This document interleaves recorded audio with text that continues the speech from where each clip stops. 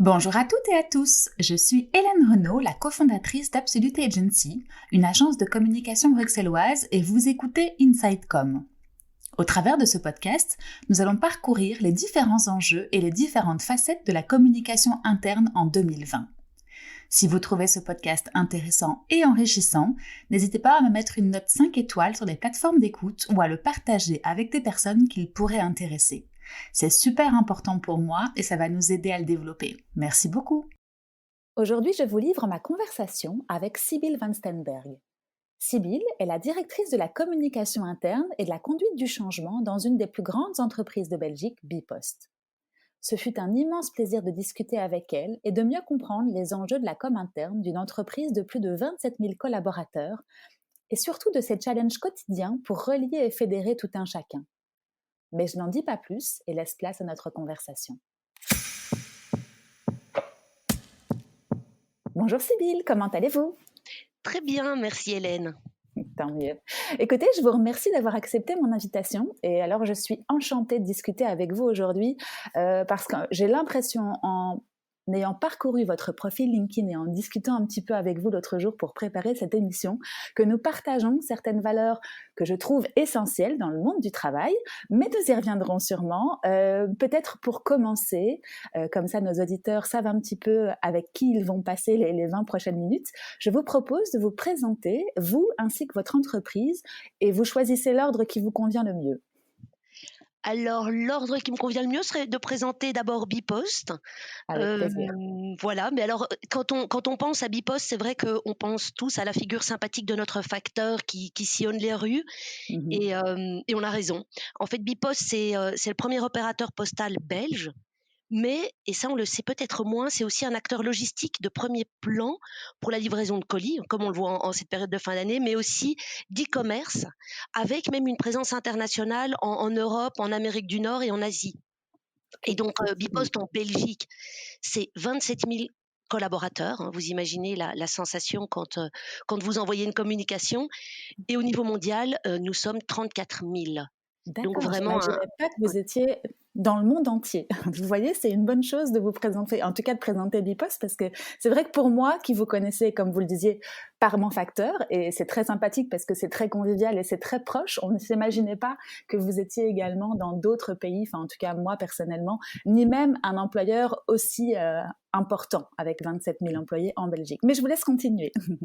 Bien, alors l'autre, donc je me présenterai moi. Donc j'ai étudié la philosophie et puis aussi un troisième cycle en lettres appliquées à la Sorbonne. Et ça m'a permis de débuter ma carrière dans les éditions Gallimard à Paris, dans des fonctions plutôt éditoriales. Donc on n'est pas très loin de la communication.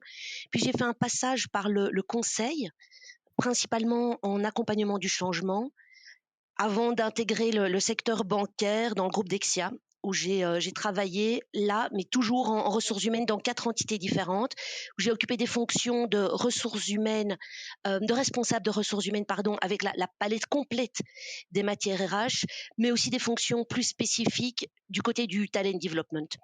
Et en fait, de fil en aiguille, je suis restée 15 ans dans le groupe Dexia. Et en 2019, donc plus récemment, j'ai rejoint Bipost comme directrice de la communication interne et de l'accompagnement du changement.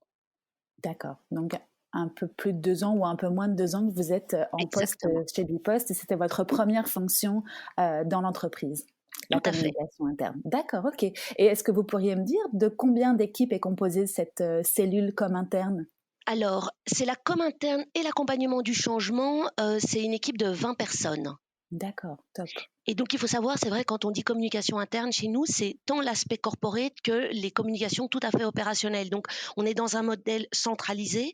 Et donc, dans notre équipe, on va aussi faire les communications qui expliquent aux facteurs que, par exemple, en période Covid, il peut signer un recommandé pour un client. Donc, c'est vraiment la palette complète des communications. D'accord. Et est-ce que vous avez une idée, ou à la grosse louche en tout cas, enfin je suppose que vous avez une idée, mais des grands métiers qui composent l'organisation Bipost ? Ah oui, j'ai une idée. C'est parce qu'on adapte nos communications à ces grands métiers. Alors Je je me ne doute. vais pas parler de l'Asie et de l'Amérique du Nord, Non. mais en Belgique, les grands métiers, c'est le métier qu'on connaît tous, c'est le métier du guichetier, donc les bureaux de poste, ça c'est un des Mhm. grands métiers. Après, on a le métier de la distribution avec la figure dont on parlait tout à l'heure, hein, du facteur. En amont de ça, on a les trieurs, donc tous les centres de tri. On a 5 centres de tri en Belgique, et également le métier logistique, donc là où on est sur des métiers plus de chauffeurs, donc les camions que vous voyez circuler sur les routes pour transporter les colis et les lettres. Donc ça, c'est, disons, les grands métiers. Et après, on est sur des fonctions de support, type legal, finance, ressources humaines. D'accord. Ok, top. Merci beaucoup pour cette explication.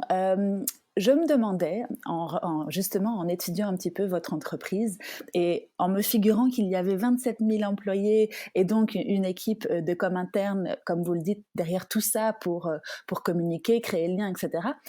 Avant crise, donc, c'est-à-dire avant 2020, le monde d'avant, dans le monde Oui. d'avant, quels étaient vos grands challenges, vous, en communication interne? Alors, les grands challenges d'avant, et qui en fait sont encore plus criants aujourd'hui, c'est quand on a 27 000 personnes, il faut savoir ici que nous avons plus de 80 personnes qui ne sont pas connectées, donc qui n'ont pas un email professionnel. Et donc, Mhm. un des grands challenges, c'est de pouvoir toucher ce public-là, qui est le public majoritaire chez Bipost, et de pouvoir communiquer avec eux. Et donc, ce challenge-là se fait encore plus criant aujourd'hui parce que on a vu que pendant la crise Covid, les communications qu'on doit leur faire, c'est des communications qui tiennent en fait à leur sécurité et à leur santé. Et donc, nous travaillons à mettre en place des médias sociaux internes. Donc, il en existe, hein, beaucoup des groupes informels, mais pas de médias sociaux qui partent de la communication en tant que telle. Donc, ce challenge-là va rester et va s'accélérer. Je pense que le Covid, ou la Covid, a été un accélérateur très clair dans les entreprises. Mhm. Tout à fait. Ok, top. Et avant justement d'arriver à 2020 en particulier, est-ce que vous pourriez me dire, vous, ce qui vous anime dans votre fonction comme interne Sibylle?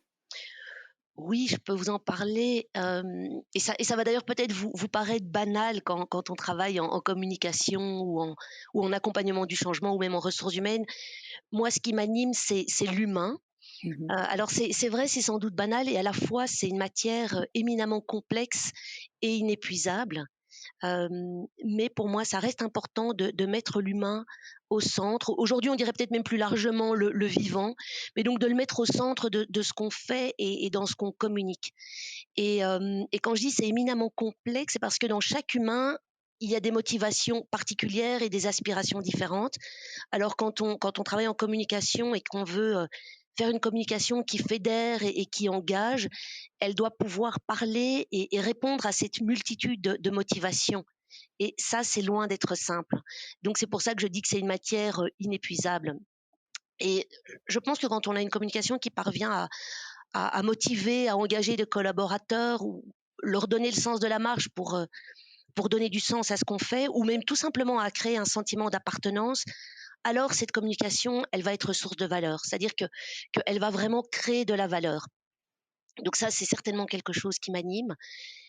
Et si on parle de valeur sans faire un jeu de mots, mais en partant dans une autre acceptation du mot valeur, pour moi, la communication doit aussi refléter les valeurs de l'entreprise et voir les distiller jusqu'à les transpirer et à la fois sonner juste.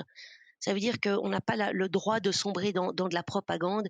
Et ça, c'est aussi très certainement un sujet qui m'anime. Ce sont les valeurs que peut incarner une entreprise. Mhm.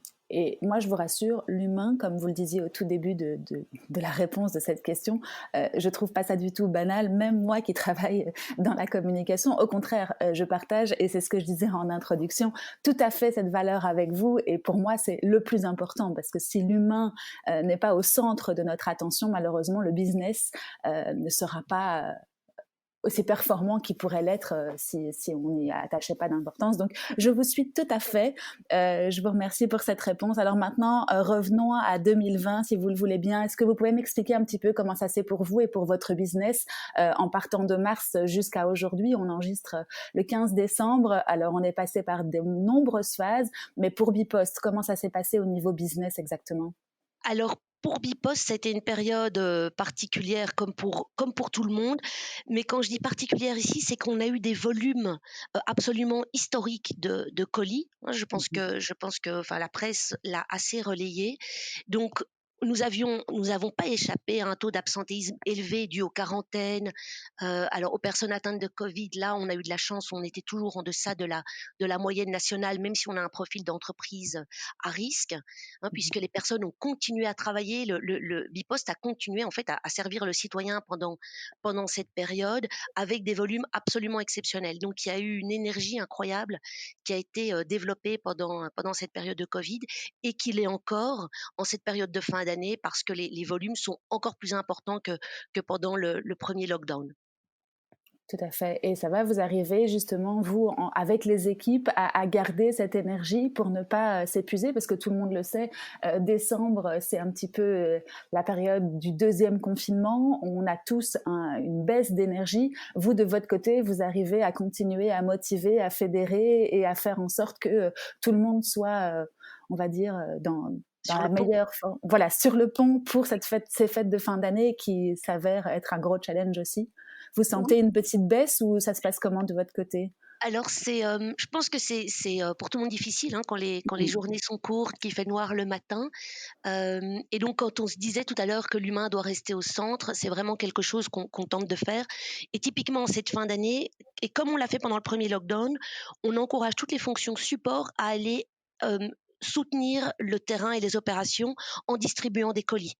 Donc D'accord. du CEO, en passant par la CFO, ou moi-même, enfin on est tous invités à aller, dans les opérations pour soutenir ça. Et hem et pour soutenir cette énergie, alors là, on a peu de bandes passantes, j'ai envie de dire, pour organiser des événements spécifiques. Mais un événement peut-être sur lequel j'ai envie de revenir, qu'on a fait, au mois de juin. Donc de nouveau, hein, le pays était confiné, mais Bipost continuait à servir les citoyens. Et donc ce que nous avons fait, c'est que nous avons créé une large campagne de communication autour des héros du quotidien, hein, que Mmh. sont nos facteurs, nos trieurs, nos chauffeurs, nos guichetiers, tout comme le sont le personnel soignant, les éboueurs, enfin toutes les personnes qui sont au service de notre société. Et à ce moment-là, à la communication, on s'est dit, mais nous aussi, on a envie d'applaudir nos collègues. Donc, nos héros du quotidien, c'est pas simple, hein, quand on sait qu'ils sont répartis dans tout le pays sur des centaines de sites. C'est compliqué d'aller tous les applaudir. Alors, ce qu'on a eu l'idée de faire, à la manière de ce qu'on fait parfois, une minute de silence dans certaines circonstances, nous avons organisé une minute d'applaudissement au Mmh. même moment et dans tout le pays, sur tous nos sites. Alors l'idée là, c'était de s'applaudir et se remercier mutuellement d'avoir traversé cette période ensemble, donc cette période du premier lockdown. Et avant la minute d'applaudissement, nous avions prévenu que nous ferions un don à une association qui serait fonction des décibels comptabilisés sur les films que les opérations enverraient à la communication. Mmh. Et en fait, il a pas fallu beaucoup plus pour motiver les troupes, et certains ont sorti des trompettes, toutes sortes d'autres instruments. Pendant 7 minutes, ils se sont mis à danser, à chanter. Enfin, il y a eu des scènes assez formidables. Ça a déployé une énergie magnifique que nous avons vue à la com parce que les personnes nous envoyaient leurs films, hein, tout simplement filmés avec des smartphones, hein. C'était assez Mmh. incroyable. Mmh. Et bien sûr, on a eu différentes actions de communication autour de cette minute d'applaudissement. On l'a habillé avec des cartes compliments à s'échanger entre collègues ou des cartes de remerciement que les facteurs pouvaient remettre aux habitants qui les avaient soutenus. Puis aussi, on a fait des petits cadeaux à tous nos collaborateurs. Et à la fin, on avait eu un film magnifique de cette journée. Et ce qu'on a aussi fait, c'est, avec tous les films envoyés, on a construit un mur digital des héros. Et Mmh. il y a des moments très émouvants. Donc, quand on dit motiver les troupes, moi, quand j'avais un petit coup de blues, je reconnais, j'allais sur le mur digital des héros et j'allais regarder un petit film. Donc, en fait, euh, Enfin, ce que j'ai envie de dire, c'est que surtout, toute cette énergie déployée pour cette minute d'applaudissement, ça a permis aussi à Bipost de remettre un beau chèque à une association qui équipe en matériel informatique des enfants défavorisés. Mmh. Ce qui, dans une période de confinement, fait tout son sens pour permettre aux enfants de rester connectés à leur école. Bref, c'était un moment d'applaudissement qui a été, j'ai envie de dire, facile à organiser avec une bonne campagne de com, mais avec des retombées magnifiques. Beh, j'ai envie de vous dire, facile à organiser. Ma question d'après allait Oui, arriver justement sur votre mix média et on reviendra peut-être après sur votre mix média d'avant, parce oui. qu'il y avait le monde d'avant et il y a le monde d'aujourd'hui. Mais comment est-ce que vous avez fait concrètement pour organiser cette minute d'applaudissement? Alors, sans me dévoiler toutes vos ficelles, hein, mais comment est-ce que vous avez fait pour rassembler et surtout communiquer auprès de 27 000 personnes pour qu'en même temps, au même moment, le même jour, ils fassent la même action? Ça a dû être quelque chose de pharaonique. C'est pharaonique et j'ai envie de dire, c'était peut-être plus facile à organiser que d'autres campagnes de communication. Qu'est-ce que nous avons, nous, comme Mix Média? On a une cascade de communication Mmh. qui, donc où le manager, hein, le responsable direct et j'ai envie de dire est la courroie de transmission principale. Donc j'ai envie de dire dans l'ensemble du pays, elle fonctionne assez bien. Ce Mmh. qu'on a aussi, c'est des écrans sur les sites opérationnels, donc qui nous permettent d'accéder en direct à tous nos agents. Ce qu'on a beaucoup mis en place aussi pendant cette crise, c'est des tout petits films, des capsules vidéo que l'on transmet. Alors la part des affiches avec les QR codes, où les personnes peuvent accéder à ces petites vidéos via leur smartphone individuel, donc personnel aussi. Alors ce qu'on a fait aussi dans des petits films, mais alors pas liés à cette minute d'applaudissement, c'est des films assez décalés sur le coronavirus autour des règles à respecter. Donc où on a utilisé Mmh. l'humour, donc c'était assez amusant, assez innovant de faire du décalé surtout sur des sujets plutôt graves et plutôt sérieux. Mmh. Euh, Qu'est-ce qu'on utilise aussi chez nous? C'est la lettre à la maison, hein. Mmh. Donc c'est quelque chose auquel nous on peut faire appel, j'ai envie de dire peut-être plus facilement parce que ça représente un courrier interne en fait d'envoyer 27 000 courriers à la maison. Autre chose qu'on a aussi mis plus en avant, c'est le webcast. Donc, d'avoir un accès direct de nouveau à tout le monde via des webcasts assez courts. Et là, de nouveau, on va toucher jusqu'au management, mais on va pas toucher nos agents opérationnels. Donc, il y a de nouveau à peu près, pas plus de 80% de notre population qu'on touche pas. Donc, Mmh. vraiment, on fait un mix Mmh. où on répète les mêmes messages différemment selon le canal et selon la population. Pour être Mais sûr que alors ça pour arrive, ouais. mobiliser autour d'un applaudissement, je reconnais qu'au début, il faut un peu convaincre parce que c'était pas vraiment dans l'ADN de Bipost, mais moi j'y tenais, j'avais envie, d'essayer et puis on n'a pas forcé. J'avais envie de dire tenter, enfin voilà, ça peut pas faire de mal en tout cas d'applaudir Mmh. et même si j'ai rencontré beaucoup de scepticisme au début, je dois dire et à tous les niveaux, de la hiérarchie, ça a très bien fonctionné et aujourd'hui ils en redemandent. Bah, tant mieux, parce que de toute façon, c'est vrai que l'énergie positive amène l'énergie positive, et donc vous avez bien raison. Il faut l'instaurer pour voir ça répond sur le terrain. Et vous avez été satisfaite, vous, du taux d'engagement que ça a généré, entre guillemets, et donc du nombre de participants finalement? Vous avez eu beaucoup de non-participants? On a eu énormément, beaucoup plus que ce qu'on pensait Mhm. et plus que satisfaite. Moi, j'ai envie de dire que j'ai été émue, de voir l'énergie, extraordinaire que ça a déployée et ce qui m'a peut-être encore le plus émue comme, ce soir-là, en fait, donc je vous dis, on a mis en place des cartes que les facteurs pouvaient remettre aux habitants qui les avaient soutenus. Et donc, ils Mhm. pouvaient cocher à l'extérieur ce qu'ils avaient apprécié chez l'habitant. Et puis, l'habitant avait un petit autocollant qu'il pouvait, en retour, sur cette carte, hein, en Mhm. retour, coller sur sa boîte aux lettres en Mhm. disant, je pense que c'est merci aux héros qui passent ici chaque jour. Et donc le soir, je suis rentrée épuisée chez moi parce on a quand même travaillé dur, hein. Je dis que c'est simple à organiser, mais c'est quand même beaucoup de Je me travail. doute. Le soir, je suis rentrée épuisée chez moi Mhm. et vous savez que j'ai retrouvé dans ma boîte aux lettres cette petite carte que ma factrice, Mick, m'avait glissée sans qu'elle sache absolument que je sois liée à cette initiative. Elle sait Mhm. que je travaille chez Bipost, mais je pense pas qu'elle sache où je travaille. Et donc je me Mhm. suis dit: «C'est magnifique, cette initiative qu'on a mise en fait, eh bien, elle est utilisée Et donc, on a réussi à toucher nos facteurs auxquels on n'a pas accès si facilement. Et donc là, je pense que j'ai versé une petite larme, je dois dire. Ça m'étonne pas. Non, c'est un bel échange effectivement et un bel exemple en tout cas de partage dans une entreprise, si grande soit-elle. Donc bravo pour ça. La fin de l'année 2020 vous fait quel effet à vous? Comment est-ce que vous percevez maintenant 2021 et les challenges qui vont être liés? Alors, en fait, 2020 a été sans doute morose et Bipost n'y a pas échappé, hein, parce que malheureusement, nous avons, perdu en Belgique 3 collègues, Mhm. dus au coronavirus. Donc on a aussi, donc je vous en parle avec enthousiasme, mais on a aussi eu nos moments tristes. Mhm. Et à la fois, je pense qu'il y a eu, énormément de solidarité, tant, comme je vous disais, des fonctions support vers les opérations, avec entre autres le fait d'aller soutenir, mais il y a eu aussi d'autres gestes de solidarité. Je Mhm. pense qu'il y a eu aussi beaucoup de solidarité entre collègues dans tous les départements. Donc, je l'ai vécu comme une année morose, comme je pense tous les citoyens du pays, ici et en Europe, mais aussi un révélateur, un moment d'authenticité chez Bipost. Alors 2021, le challenge, enfin ce qu'on va faire, c'est qu'on va encore plus rassembler la com interne avec la com externe. Donc on était rassemblés chaque matin dans une newsroom, mais on va aussi vraiment se rassembler de manière, enfin sur l'organigramme tout Mhm. simplement, et aussi avec le groupe. Donc on va aller chercher des synergies au-delà de la Belgique. On le fait déjà, mais on va le faire de manière plus structurelle, donc avec d'autres entités en Belgique, mais aussi en Europe, aux États-Unis, en Asie. Et donc je pense que là, il y a un véritable challenge, en dehors du challenge aussi que je parlais des médias sociaux qu'on va mettre en place.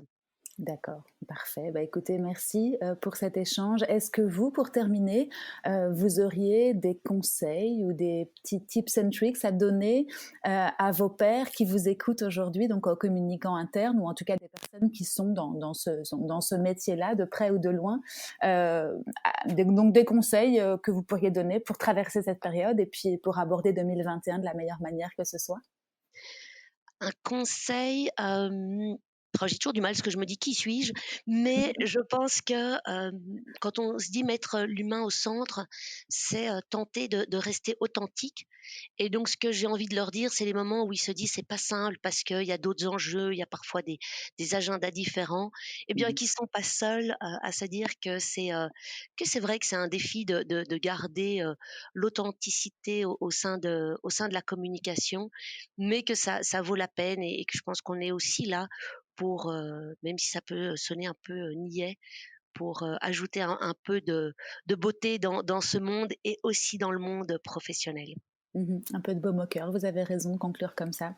Top, et bien écoutez, j'ai l'impression qu'on a fait un très bon tour. Je n'ai rien oublié, vous ne voulez rien rajouter? Non, je pense que c'était un bel échange. En tout cas, moi, je suis, très heureuse d'avoir pu discuter avec vous. Tant mieux. Merci beaucoup Sibylle et puis, je vous souhaite une très, très belle continuation chez Bipost. Merci beaucoup Hélène. À très bientôt Sibylle, au revoir. À bientôt.